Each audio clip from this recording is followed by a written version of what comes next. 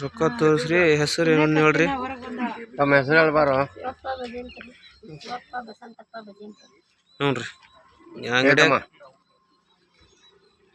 ಹೆಸರು ಹೇಳ್ರಿ. ಹೆಸರು ಹೇಳ್ರಿ. ಶಿವಪ್ಪ ಭಜಂತ್ರಿ. ಜೋರಾಗ ಹೇಳ್ರಿ. ಇದ್ರಾಗ ಇದಾಗ್ಬೇಕು. ಶಿವಪ್ಪ ಬಸಂತಪ್ಪ ಭಜಂತ್ರಿ. ಹ್ಞೂ ರೀ. 1,13,000 ಬೇರೆ ಇತ್ತು. ಹ್ಞೂ ರೀ. ಒಬ್ರಿಗೆ ಕೊಡೋದಿತ್ತಾರಲ್ಲ. ಹ್ಞೂ ರೀ.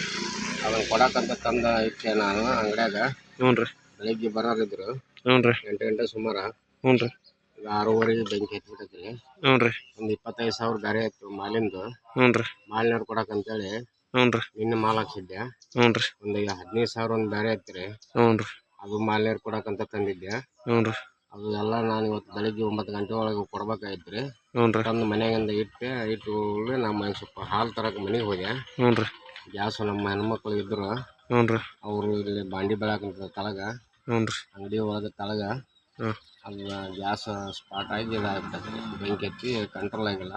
ಹ್ಞೂ ರೀ. ಎಲ್ಲ ಮಾಲು ಎಲ್ಲ ಸುಟ್ಟು ನೋಟು ಇದೆಲ್ಲ ಇದಾಗ್ಬಿಟ್ಟವ್ರಿ. ಹ್ಞೂ ರೀ. ಮಾಲು ಎಲ್ಲ ಇದಾಗ ಹೋಗ್ಬಿಟ್ಟೈತಿ. ನುಕ್ಸಾನ್ ಆಗೈತಿ. ಹ್ಞೂ ರೀ. ಆದರೆ ಯಾರಿಗೆ ಏನಾಗಿಲ್ಲ. ಹ್ಞೂ ರೀ. ಮಾಲಿಂದ ಮತ್ತು ಅಮೌಂಟ್ ಎಲ್ಲ ಹೋಗೈತಿ ಸುಟ್ಟು. ಹ್ಞೂ ರೀ. ಮತ್ತು ಮಾಲೆಲ್ಲ ಸುಟ್ಟು ಹೋಗೈತಿ. ಹ್ಞೂ ರೀ. ಸರಿ ತೋರಿ. ನಿಮ್ಮ ಹೆಸರು ಒಬ್ರು ಹೇಳ್ರಿ. ನೀನು ಹಂಗೆ ಮತ್ತೆ ನಿಮ್ಮ ಹೆಸರು ಅಷ್ಟು ಹೇಳ್ಬಿಡ್ರಿ.